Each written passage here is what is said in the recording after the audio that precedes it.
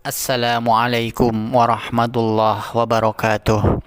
Segala puji bagi Allah yang telah mengangkat derajat orang-orang yang berdakwah di jalannya.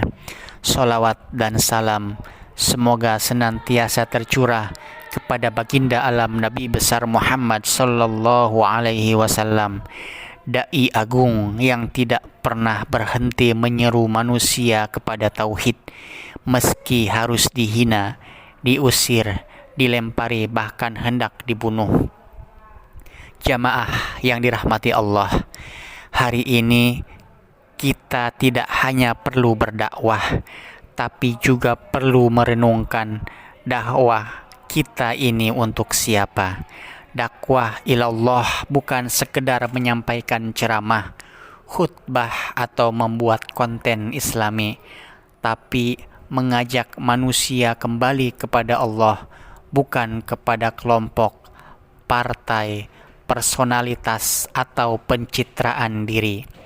Dakwah sejati lahir dari hati yang dipenuhi cinta kepada Allah dan kasih kepada sesama manusia, bukan dari nafsu ingin viral, ingin dikenal, atau ingin dibilang ustadz hebat. Allah berfirman, Ud'u ila sabili rabbika bil hikmati wal mau'izatil hasanah. Serulah manusia kepada jalan Tuhanmu dengan hikmah dan nasihat yang baik. Quran Surat An-Nahl ayat 125.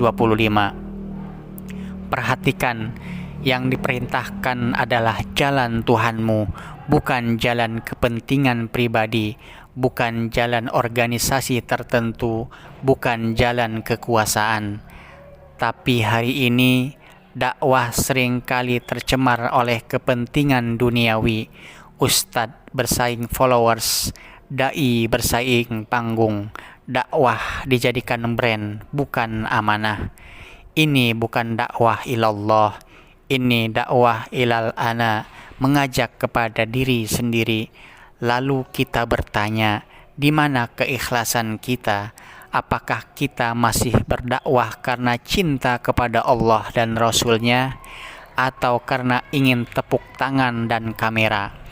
Rasulullah bersabda, Rasulullah berdakwah bukan untuk populer, tapi untuk menyelamatkan manusia dari neraka.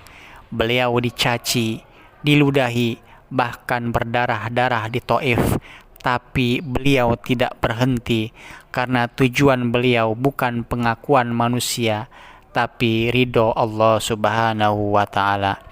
Jamaah yang dirahmati Allah, dakwah bukan hanya di mimbar, dakwah bukan hanya milik ustadz. Setiap muslim adalah dai, bahkan senyummu kepada saudaramu adalah dakwah.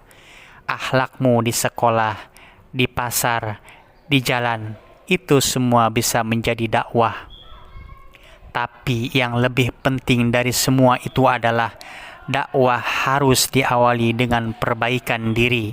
Jangan sampai kita menyeru kepada Allah, tapi perilaku kita justru menjauhkan orang dari Allah.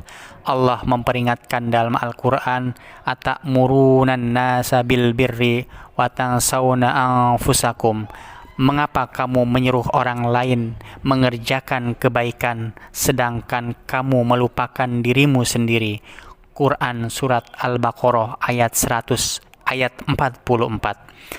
Maka wahai para penyeru kebaikan, mari kita perbaiki dakwah kita, luruskan niat, serukan Allah bukan diri sendiri, gunakan kelembutan bukan kebencian, gunakan cinta bukan kemarahan. Dakwah ilallah bukan sekedar ajakan, tapi juga teladan. Orang akan lebih mudah tersentuh oleh akhlak yang lembut daripada kata-kata yang keras dan kasar. Orang akan lebih percaya pada kejujuran seorang muslim daripada panjangnya nasihat. Jangan takut berdakwah meski hanya dengan satu ayat, tapi jangan pula menjual ayat untuk kepentingan dunia, karena dakwah bukan panggung. Dakwah adalah tugas suci dari langit. Semoga Allah menjadikan kita bagian dari hamba-hambanya yang menyeru kepada kebaikan dan mengajak manusia kembali kepadanya dengan ikhlas dan penuh kasih. Wa man ahsanu qawlam mimman da'a ilallah. Dan siapakah yang lebih baik ucapannya daripada orang yang menyeru kepada Allah.